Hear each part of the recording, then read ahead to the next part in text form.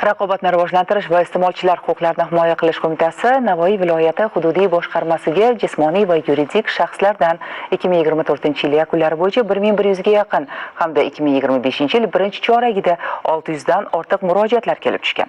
O'rganishlar natijasida 14 milliard so'mdan ortiq pul mablag'lari iste'molchilar va tadbirkorlik subyektlari foydasiga qayta hisob-kitob qilinishi ta'minlangan.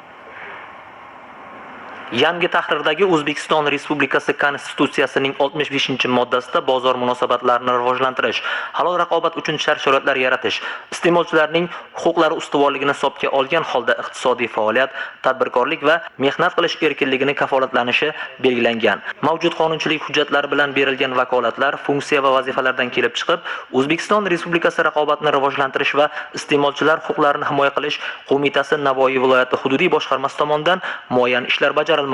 Xususan, raqobat to'g'risidagi qonun talablari buzilganligi bo'yicha 118 ta holatda ishlar qo'zg'atilgan hamda davlat boshqaruvi organlari va mahalliy hokimliklarga 11 ta holatda taqdimnomalar kiritilgan.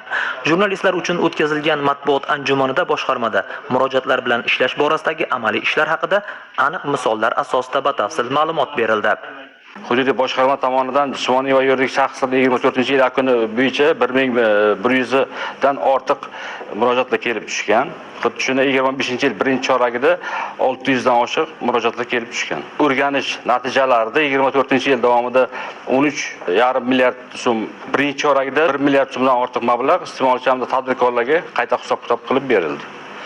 Davlat xaridlarini nazorat qilish sohasi bo'yicha gapiradigan bo'lsak, jami 37,5 milliard so'mlik 141 ta tanlov tender savdolarini o'rganish natijasida 140 dan ortiq xaridlarda qonun buzilish holatlari aniqlandi va tegishli chora ko'rildi. Anjuman davomida hukumat qaroriga ko'ra yuqori likvidli monopol mahsulotlarini birja savdolariga qo'yilishi va sotilishi yuzasidan monitoring ishlari tahliliga oid ma'lumotlar ham taqdim qilindi. Ochiq muloqot yakunida jurnalistlarning barcha savollariga atroflicha javob qaytarildi.